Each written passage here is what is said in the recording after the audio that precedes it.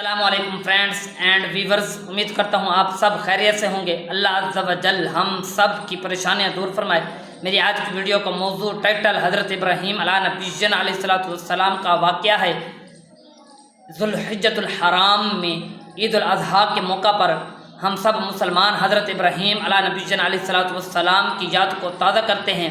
اس مہینے کی مناسبت سے حضرت ابراہیم علیہ نبینا علیہ السلام کے ابتدائی واقعات جو ہیں وہ میں آپ کو قرآن مجید لا ریب کتاب سے ان واقعات میں سے ایک واقعہ سناؤں گا۔ یہ قرآن مجید لا ریب کتاب کی ایک آیت کی تفسیر بھی ہے۔ دعا ہے کہ اللہ عز و جل مجھے سچ کلمات پڑھنے کی توفیق عطا فرمائے اور ہم سب کو اس پر عمل کرنے کی توفیق عطا فرمائے۔ آپ بھی قرآن واقعات جو ہیں ان کو سنا کریں اور ثواب حاصل کیا کریں۔ بسم اللہ الرحمن الرحیم۔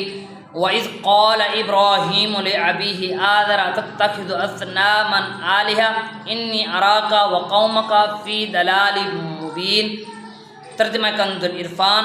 اور یاد کرو جب ابراہیم نے اپنے باپ آذر سے فرمایا، کیا تم بتوں کو اپنا معبود بناتے ہو؟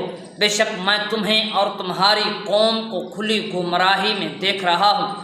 یہ آیت مشرکین عرب پر حجت ہے جو حضرت ابراہیم علیہ السلام کو قابل تعظیم جانتے تھے اور ان کی فضیلت کے معترف تھے۔ انہیں دکھایا جاتا ہے کہ حضرت ابراہیم علیہ السلام بت پرستی کو کتنا بڑا عیب اور گمراہی بتاتے تھے، اور اپنے چچا آذر سے فرما رہے ہیں کہ کیا تم بتوں کو اپنا معبود بناتے ہو؟ بے شک میں تمہیں اور تمہاری قوم کو کھلی گمراہی میں دیکھ رہا ہوں۔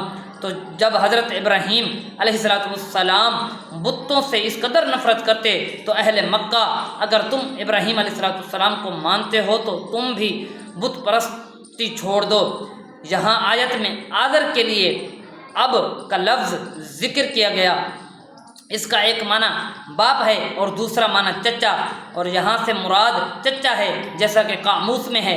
آذر حضرت ابراہیم علیہ السلام کے چچا کا نام ہے، اور امام جلال الدین سیوطی رحمۃ اللہ تعالی علیہ نے مسالک الحنفاء میں بھی ایسا لکھا ہے۔ چچا کو باپ کہنا تمام ممالک میں معمول ہے، بالخصوص عرب میں، اور قرآن و حدیث میں بھی چچا کو باپ کہنے کی مثال موجود ہے، جیسا کہ قرآن کریم میں ہے نعبد الہک و الہ آبائک ابراہیم و اسماعیل و اسحاق الہ واحد۔ ترجمہ کنز العرفان۔ اور ہم آپ کے معبود اور آپ کے آباء و اجداد ابراہیم اور اسماعیل اور اسحاق کے معبود کی عبادت کریں گے جو ایک معبود ہے۔ اس میں حضرت اسماعیل علیہ السلام کو حضرت یعقوب علیہ السلام کے آباء میں ذکر کیا گیا، حالانکہ آپ علیہ السلام حضرت یعقوب علیہ السلام کے چچا ہیں۔ اور حدیث شریف میں ہے نبی اکرم صلی اللہ تعالی علیہ وسلم نے ارشاد فرمایا، میرے باپ کو میرے پاس لوٹا دو۔ یہاں ابھی سے حضرت عباس رضی اللہ تعالی عنہ مراد ہیں جو کہ حضرت حضور اقدس صلی اللہ تعالی علیہ وسلم کے چچا ہیں۔ ایک دوسری آیت میں حضرت ابراہیم علیہ نبینا علیہ السلام کا یہ واقعہ ہے کہ ارشاد فرمایا کہ جس طرح حضرت ابراہیم علیہ السلام کو دین میں بینائی عطا فرمائی، ایسے ہی ہم نے آسمانوں اور زمین کے